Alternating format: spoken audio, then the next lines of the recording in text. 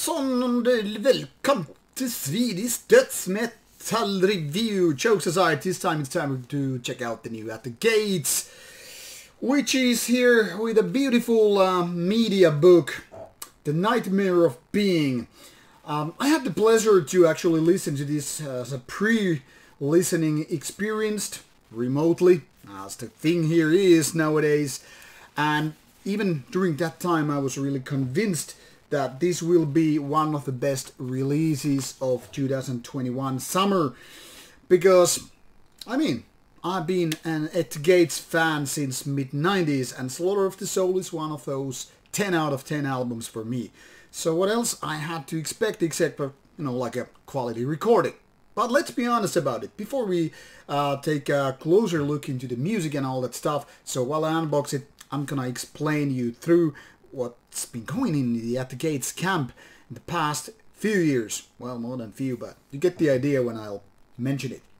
Anyway, this is the new album, and one could even say it's the third comeback album, or third album since the comeback of the band, which happened already so many years ago, but still feels like fresh in memory. As you can see, this, by the way, this media book has a second CD, which one is live. I'll show you the proper track listing soon on the background when we go through the Metal Archive site. But here you will see the ingredients, well, what is included in this media book. As you can see, photos and lyrics. So as I was saying, At the Gates did wonderful career already in the 90s, starting in 1990. But before the new millennia arrived here, the band had gone into different, I guess, difficult phases. And what is, in my opinion, one of the best Swedish releases of all time, Slaughter of the Soul, became kind of their swan song. Or that's what we were led to believe in the late 90s, because the band decided to quit. And suddenly, At the Gates was no more. Lineup changes, different bands, all those things were happening. But then during later years of the first decade of 2000s, At the Gates became a band once more, which was good news for us fans. And then the band did quite a few shows to prove that they're still very, very solid, they're very active, they're skilled, nothing has been lost. It was something like love found again. And then the band started doing new music, and that was received in a little bit of I don't know which would be the right word to say it, but with fear and expectations, with happiness, and also something that could be described as, well, what if it doesn't really work that well? Maybe that's exactly what the fear is, but maybe doubt is more like what's going on. Anyway, quick to recap. 1990s until 1996, boom, the band was gone. Then 2007, basically, at least according to Metal Archives.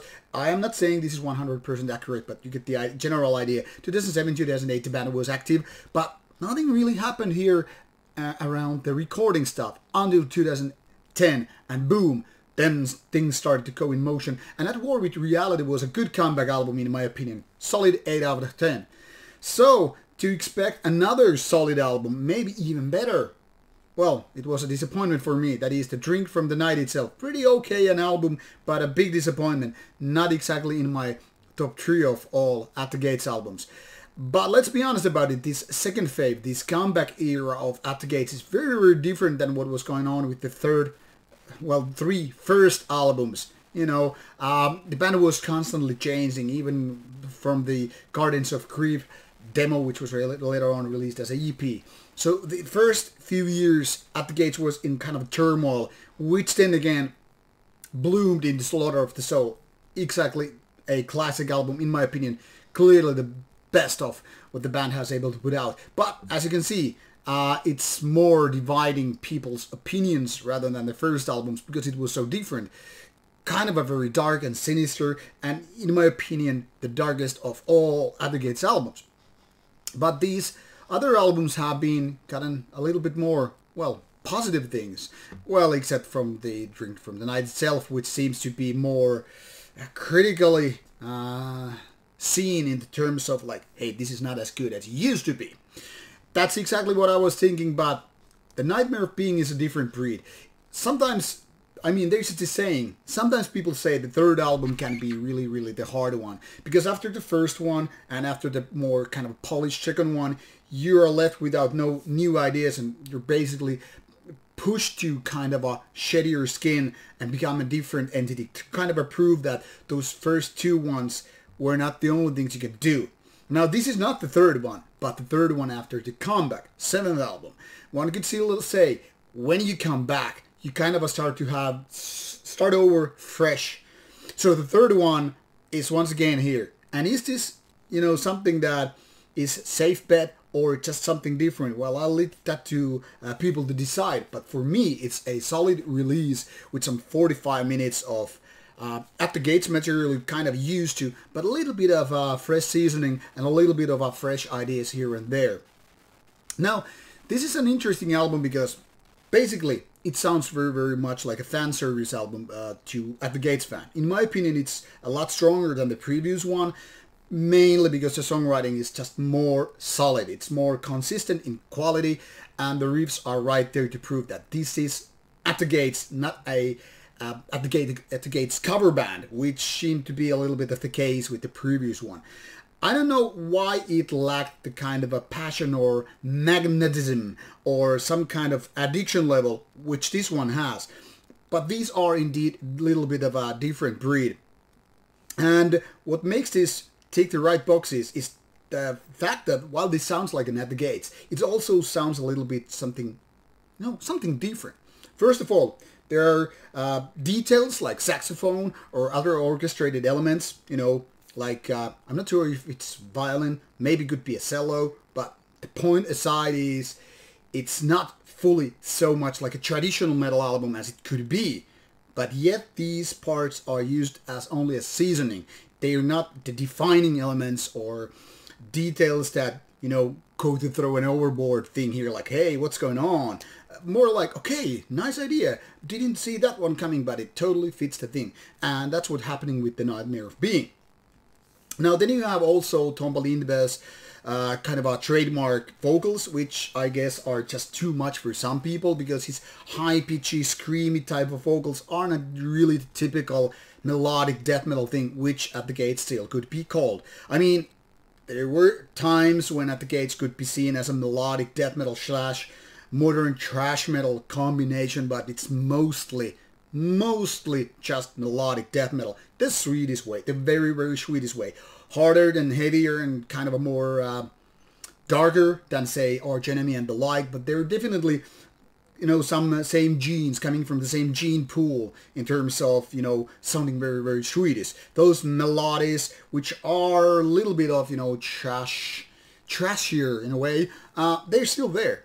And as such, this sounds like so much At the Gates, but also like having started a new wave or a new era, whatever you want to put it. But if you want to take a safe bet, something that really, really makes this album sound so much At the Gates and in a very, very good way is with this track number 5. 4 minutes of just pure At the Gates with just some orchestrated parts in the beginning. Touched by the White Hands of Death. Really, really great track and could be really very well be the best track of the album. Then again, this isn't just like a one-trick pony kind of a thing, because after all, this album seems to be in a constant motion, so it shifts from one feeling or atmosphere to something different, and in my opinion, it works well. Once again, same kind of things were happening in the previous albums. Slaughter of the Soul is a good example. I mean, while it's very, very aggressive and all that stuff, there's still some, different kind of angles coming to the same outcome in a way. And this is what's happening with the Nightmare of Being as well.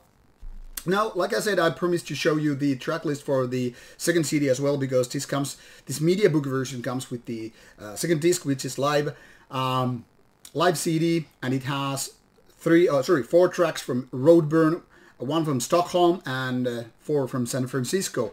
Now, this is not an information I typed in, so if in case there's a bunch of mistakes, don't blame me. I'm just reading here. I mean, maybe I'm then parroting the mistakes, but let's hope that they're totally correctly. Anyway, it's 99 songs, not 90 minutes, 9 songs of live recordings with quite a different feeling than the actual CD here. And as such, it's kind of a fan service thing. This is not the reason, maybe, to buy the new album. I mean, obviously the main album, the main Steak and Potatoes is the first CD here. But in case you're a fan and you like to hear something more, besides seeing this wonderful package and this thick booklet, I don't know if the regular one has this much information, because like I showed, this one has more photos and words, something to read, than just lyrics. I mean, just lyrics. That is, even with the basic version, is guaranteed so much better than just streaming the music. So in case you're a fan, I would say go for products like this. If you're a vinyl fanatic, goddamn, go for it. But be it as may, this is a good release in a nice package, and I'm happy that At the Gates has found its way to come back in a very solid way. Once again, one of the best releases of summer 2021. Take my word for that. So give At the Gates a new chance in case you have missed it earlier. And what can I say? I hope you like it as much as I did. Good album, worth your money. Take it from me. See ya.